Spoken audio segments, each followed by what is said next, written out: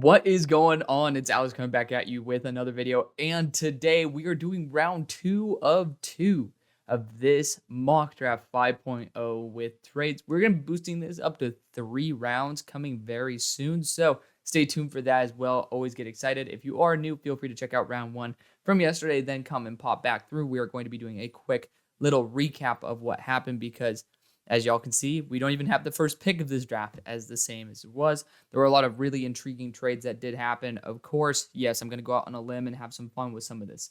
That's part of the enjoyment of being able to make mock drafts. But I love the feedback. Feel free to continue doing so. I do have to correct myself.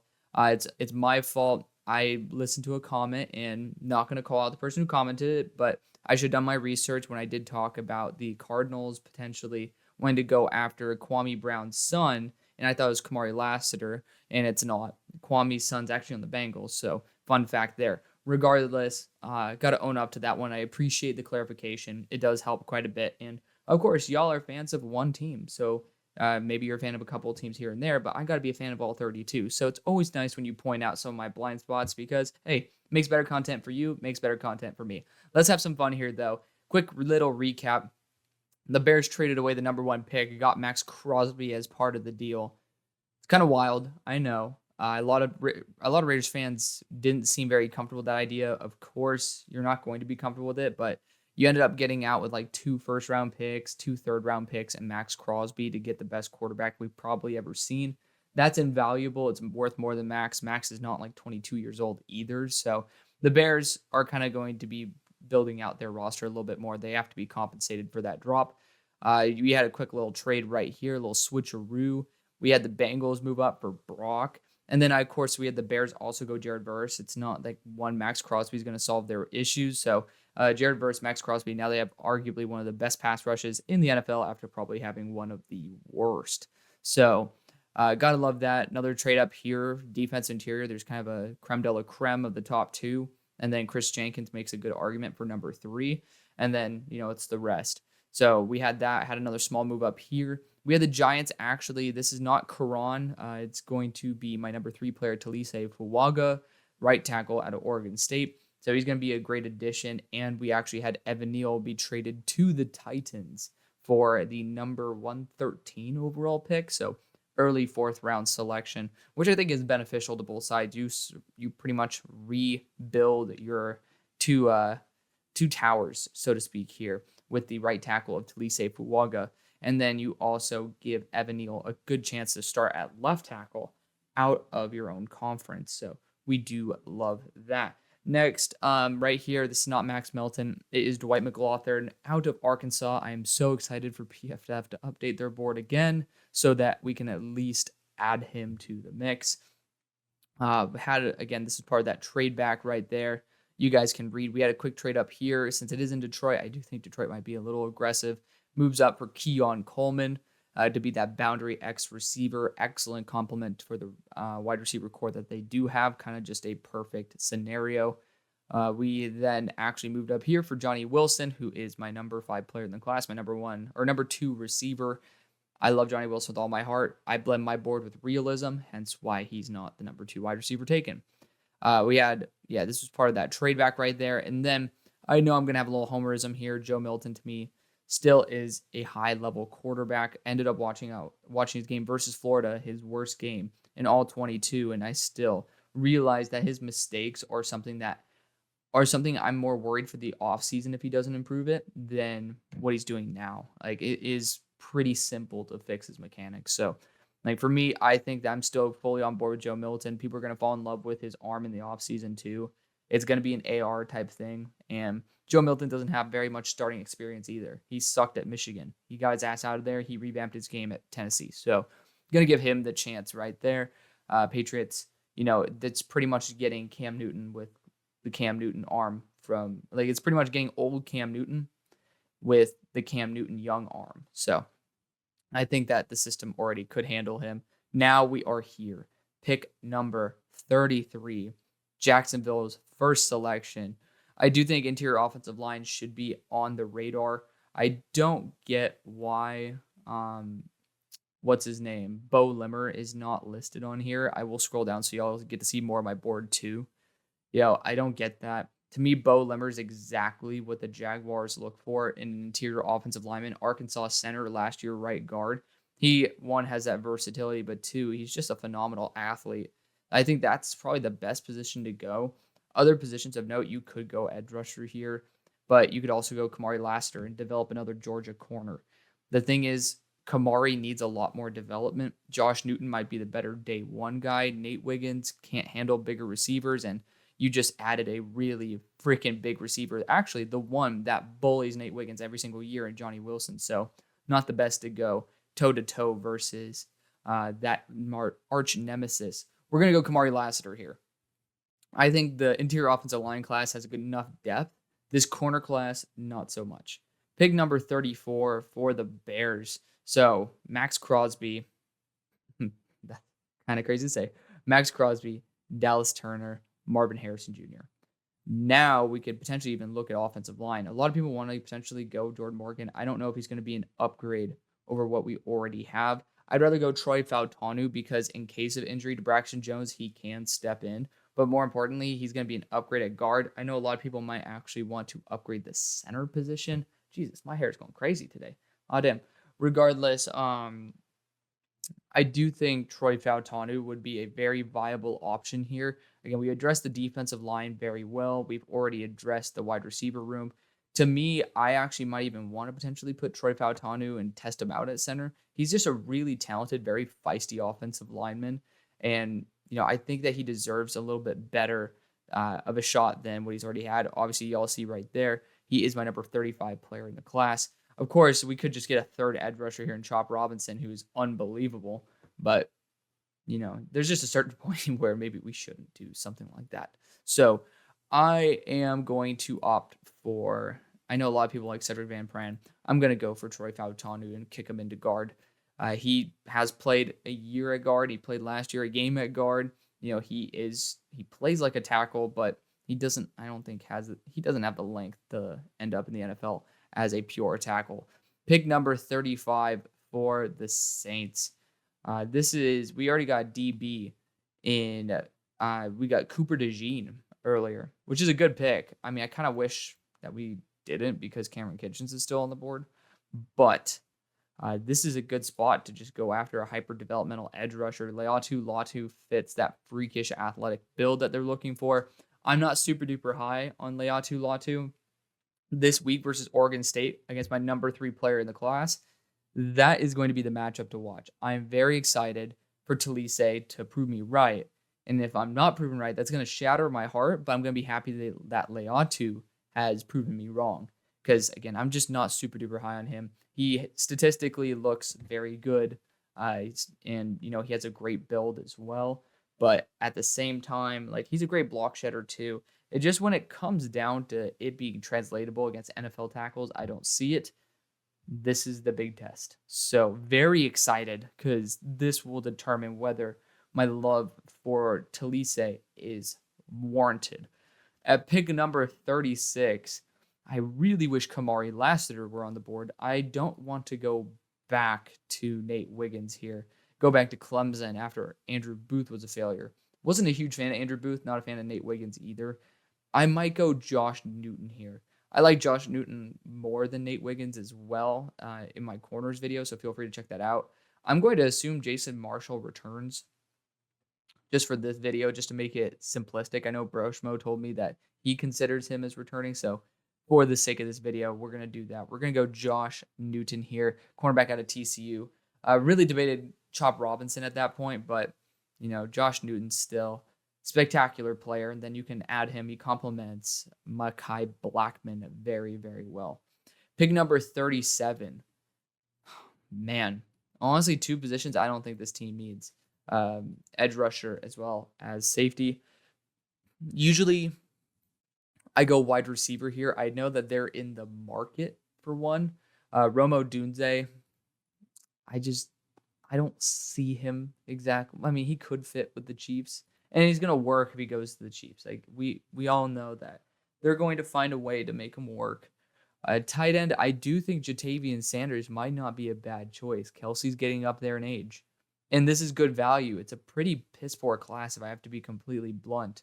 And You know, I just feel like that could be it's a pick I haven't made in a very long time. Defense interior, absolutely a huge need. Left tackle is an underrated need, but it's just I mean, you got I guess Jordan Morgan's not a bad option here. You could go that route. I'm gonna pass on it, and I want to hear y'all's feedback on it. We're gonna go Jatavian Sanders, but I do want to hear what y'all think about going left tackle. I know one of my subs wants to go left tackle for the Chiefs, but Chris, Mr. Durham Chief fan, he's my resident go-to for advice on the Chiefs. So shout out to you, man. Pick number 38 for New York.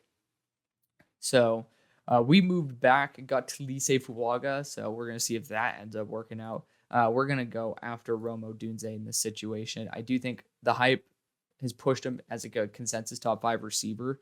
For me, not sold yet because the tape is extremely limited. Again, I only watch receivers based on all 22.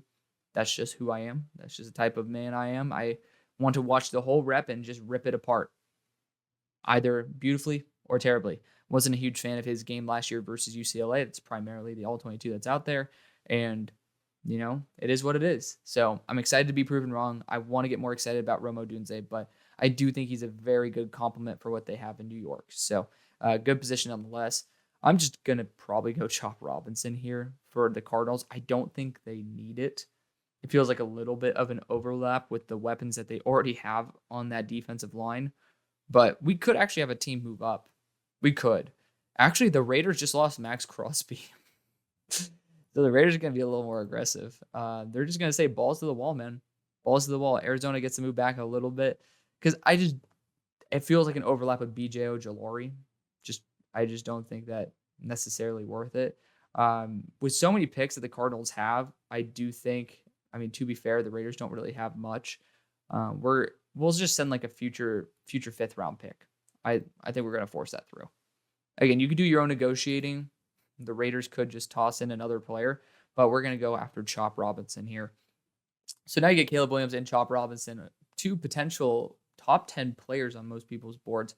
I love Chop Robinson.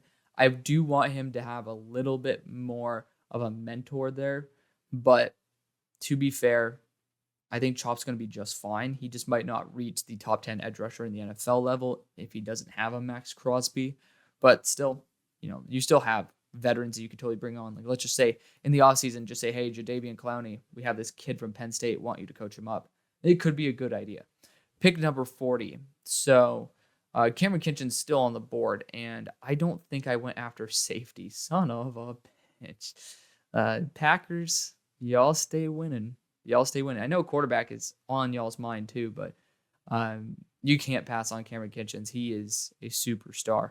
So next we have the Cardinals. So we just traded back with them. We already have, what do we do for the Cardinals? Defensive interior with Jerzon Newton and Kalen King. That's just an ideal 1-2.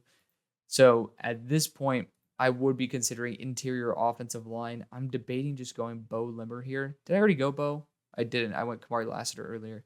I want to go Bo. He's just so athletic. It fits the profile as well. And if you want to get another guard later on, Donovan Jackson, round 3, absolutely. So you get Bo at center, Donovan Jackson at guard. And now you have that synergy with his former left tackle there and Paris Johnson too. So I think that is the best case scenario. And because I like Zach Frazier, I'm going to use him as a placeholder. It is going to be Bo Limmer, my number 42 player in the class. He's going to be continuing to move up as well. Pick number 42, speaking of 42, we have the Texans. Texans went after defensive interior Chris Jenkins to stuff the middle. It's a very valid concern for sure. Now, the question is your corner core going to be okay? I think it will be. Keeping veterans on, it's a very smart idea. I do like that technique that y'all are doing, or that strategy. I don't think the tight ends are worth it at this point because I do think that's probably your area of biggest growth. I do think center, oh, look at this. PFF finally gets it right. I do think center is up y'all's alley. I was not a fan of Juice Scruggs, and lo and behold, we need center still. I do think that, honestly, this would have been a great spot for Bo Limmer. So, RIP to that idea. Myles Frazier, if he's the left guard for LSU, this dude's an absolute monstrosity. I think he could be a super weapon at that position. There's just not many centers at this point. So I think it's pretty much Bo, Graham Barton, and then Cedric Van Pran. And we'll go Cedric Van Pran because I do think a lot of people are very high on him. And this is a team that could be just wanting to invest in more interior offensive line. Pick number 43 for the Packers. It's running back or it's quarterback. And this running back class is super deep. The quarterback class, I think JJ McCarthy fits exactly what this offense is looking for. Also, he has the deep threat arm. Quinn Ewers just doesn't have good deep accuracy, and essentially you're going to be getting the same output. Cam Ward's very, very fun. I like him a lot. We're going to go J.J. McCarthy here.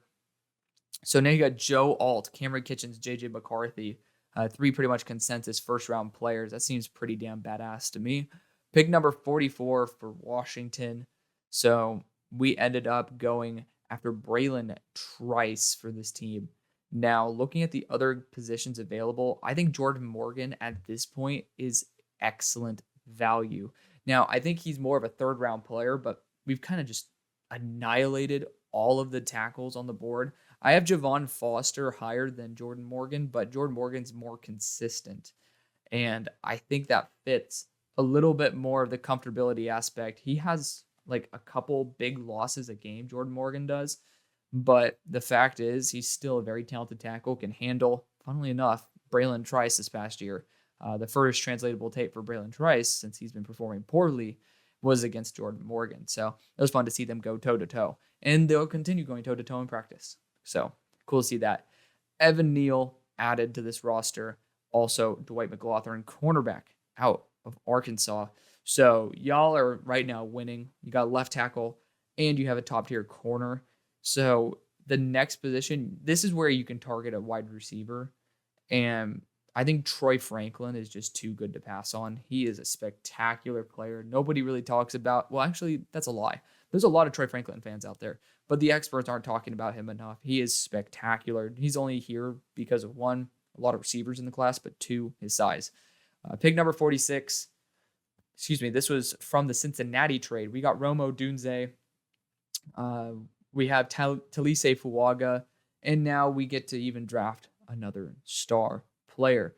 And you got JT Tuimoloau on the board. That's still, I've become much bigger a fan of JT Tuimoloau, but I do think, didn't they have a 6th-round rookie in press coverage versus Tyreek Hill? Absolutely stupid. This is where you could have Nate Wiggins just come in. It's a good value for him. I am going to opt for the linebackers, though. You got some really good ones on the board. I'm going to go Jeremiah Trotter Jr. just because he's super duper smart. He's pretty much a free pick. And you get my number 3 player. You get a star player that a lot of people really love in Romo Dunze. And now you get one of the top linebackers as well. Pick number 47. I usually go on a linebacker tear here. Very well might. This is a team drafted Dallas Turner earlier. And I still think they can go after a linebacker. Danny Stutzman is going to be the dude I draft here. He's a talented linebacker out of Oklahoma. He has good size to him, just smart dude. He's always in on the play. Whenever the play is over, he's one of the dudes who's standing up after trying to dive in for the tackle. So you got to love a guy who wants to get his hands dirty. Pick number 48, potentially another linebacker selection here. We had the Chargers move up for Leonard Taylor. You got Tyler Nubin on the board, and honestly, I'm looking at a team like the Eagles. That could be a very good player to snag and put. I know a lot of people really want to draft a safety, but Kalen Bullock being here makes me not need to do that as much. Jaden Hicks too. Like, there's some good safeties on the board. I don't feel like a team's gonna be desperate to move up for them. Other players I'm considering, Shedeur is not coming out. You got Quinn and then Cam Ward. Cam Ward and Quinn Ewers are going to be the two guys who I'm going to suggest Quinn goes back to school, though. But if his 2 wide receivers come out, he probably is going to come out too.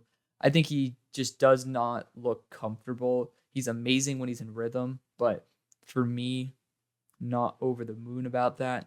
But for this selection, I think with Austin Eckler potentially leaving, it leaves a massive hole that Trey Benson can perfectly fill. So good value. 2nd-round running back. He's going to be there for probably 5 to 10 years.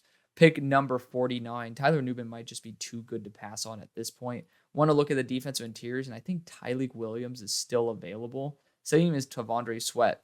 I'm going to go Tyleek here because he still brings the size at 320 to 330. but he also brings the pass rush upside. And you pretty much have the size already, but you don't have that pass rushing specialty. Pick number 50 for the Eagles. This could definitely be a linebacker. Again, talked about a defensive back like Tyler Nubin or Kalen Bullock, who I have in my right there at the top at number 27. We already went after Malik Neighbors, so we're doing a good job. I think I'm going to go after a linebacker here, and we're going to go Tommy Eichenberg. I think he'll be a good complement to Nakobe Dean, and he's just a consistent dude. He ended up being rated as one of the best linebackers I have seen as of last year. He's taken a little bit of a step back so far this year. Pick number 51. I think this is a good spot, potentially at corner number 2. I know a lot of y'all are mad about the Bo Nix selection because I do it all the time. I just think it's a perfect fit, but I'll test out some other options next time too. I think Nate Wiggins is an excellent choice here. Just getting a number 2 boundary corner secured, and you have success going to Clemson. So, it'd be cool just to go back there. Edge rusher, another really good position to target. JT Tuimoloau would be great value here. Actually, pairing him up with his buddy. I am shocked that they have him ranked 38, though. I thought that JT was still consensus top 15. But regardless, you're pairing him back up with Zach Harrison, too. So I really like that. I was going to go after the corner pick, but that chemistry, you just can't fake that. Pick number 52, this is going to be Nate Wiggins. We already got a right guard in the past round. Now we're going to be going Nate Wiggins. This is a trades mock draft, but we've just seen really good value fall, like Tyler Nubin. We ended up getting a right tackle, I believe. We did. Oh, actually, no, we got Emeka Ibuka. So still doesn't change whether we got safety or not. We're going to go Tyler Nubin here.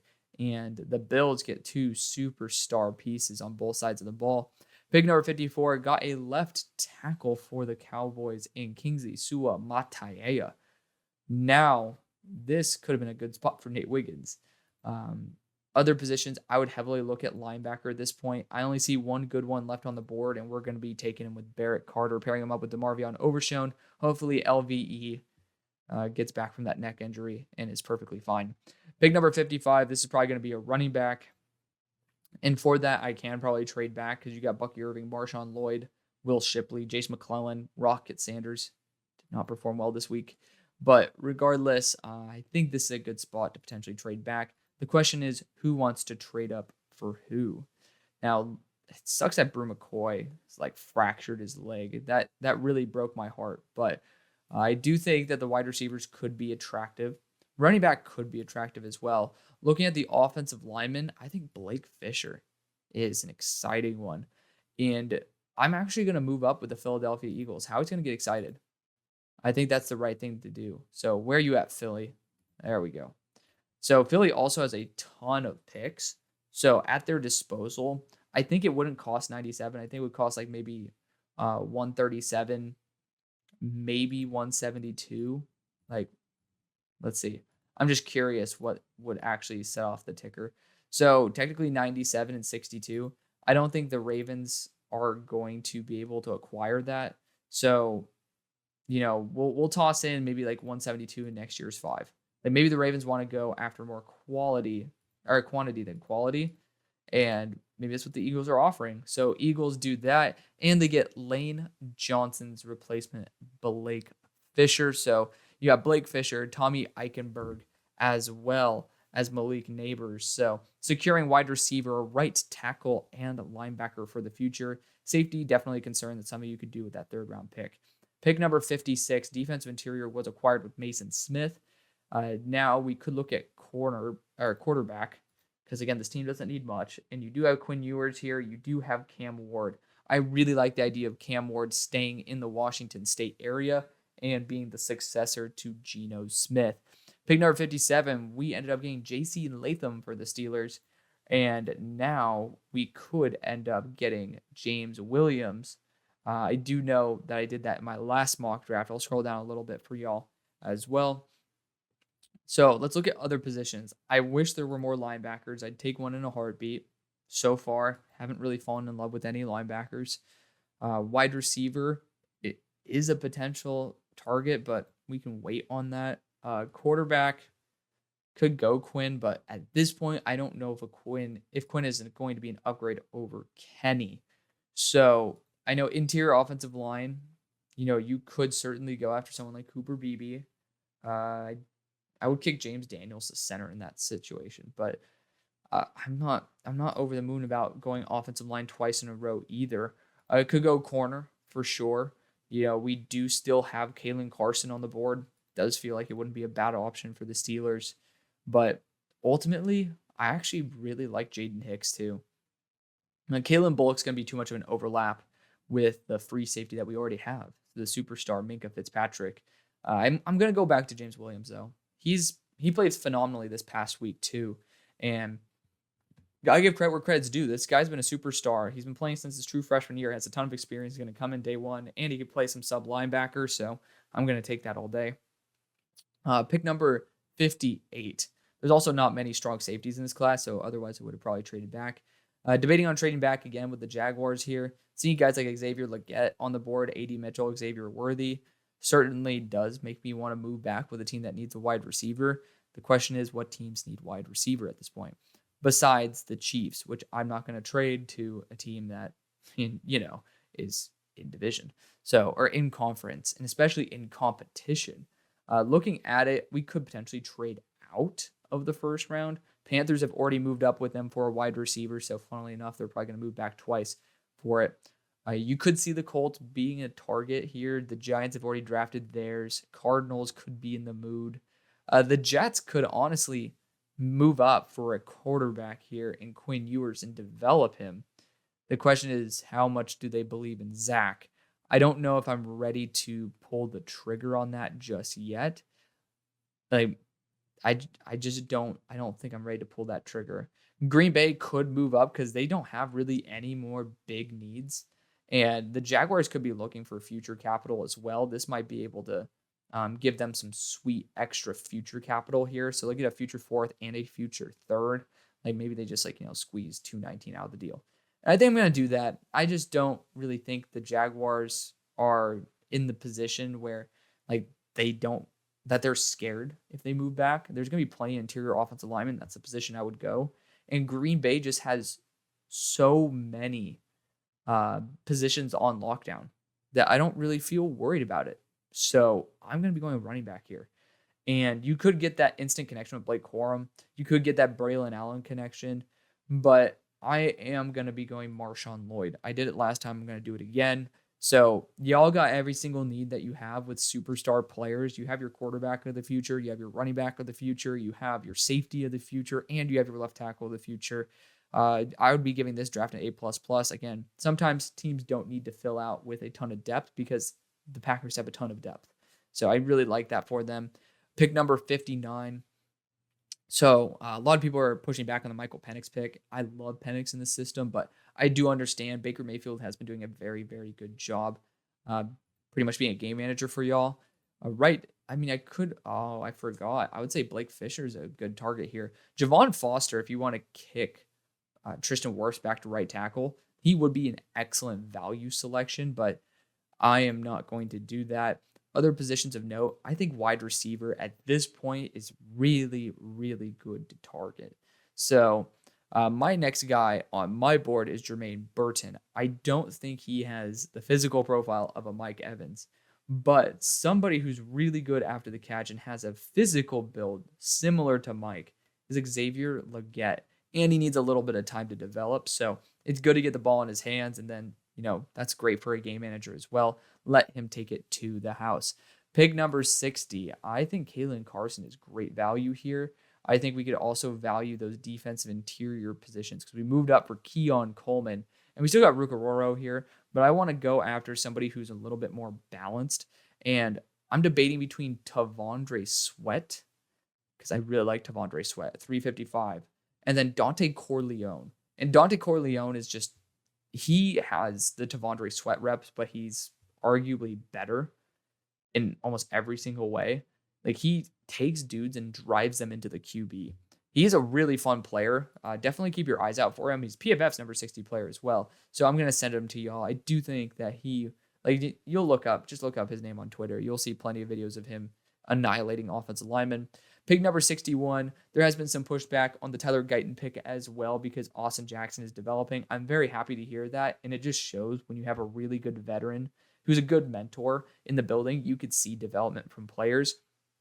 I don't know if I want to pay Austin Jackson, though, or if I'd rather just get Tyler Guyton, who is pretty much where Austin Jackson was last year and could probably develop into him this year over the OTA offseason.